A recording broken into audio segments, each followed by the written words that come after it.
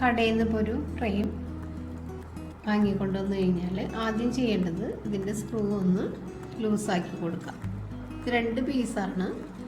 ഉള്ളിലുള്ള piece separate ചെയ്തെടുക്കണം. നമ്മൾ ഇതിനുള്ളിലേക്കാണ് തുണി വെച്ച് കൊടുക്കേണ്ടത്. അപ്പോൾ നമ്മൾ ഈ തുണി ഇത് 2 സ്റ്റൈലിൽ ചെയ്യാം. പക്ഷെ നമ്മളിപ്പോൾ ഇവിടെ ചെയ്യാൻ പോണത് ഈ റൗണ്ടിലുള്ള ഫ്രെയിം ഉള്ളിലേക്ക് വെച്ചിട്ടുള്ള മെത്തേഡിലാണ്. ഇതിൻ്റെ മീതെ തുണി കവർ ചെയ്തിടാം. കവർ ചെയ്തിട്ടതിന് ശേഷം നന്നായിട്ട് ചുളിവുകളൊന്നും ഇല്ലാതെ നിവർത്തിയിട്ടതിന് ശേഷം മുകളിലുണ്ടായിരുന്ന ഫ്രെയിം അതിൻ്റെ മുകളിലേക്ക് വെച്ച് കൊടുക്കാം.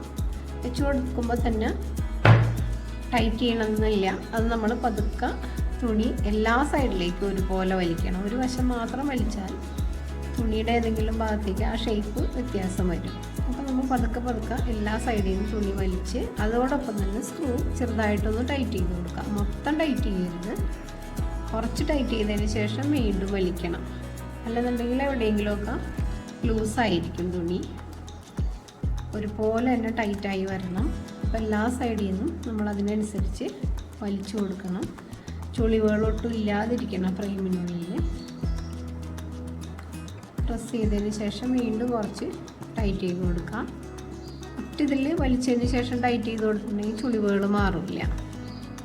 പിന്നെ തുണിയുടെ വ്യത്യാസത്തിനനുസരിച്ച് തുണിയുടെ ഷേപ്പിലും വ്യത്യാസം വരും. ഇഴകൾ അകന്ന തുണിയാണെന്നുണ്ടെങ്കിൽ ഭയങ്കരമായിട്ട് വലിച്ചു കഴിഞ്ഞ് ഒരു വശം മാത്രം വലിച്ചാൽ ഡിസൈനിൻ്റെ രൂപത്തിലും വ്യത്യാസം വരും.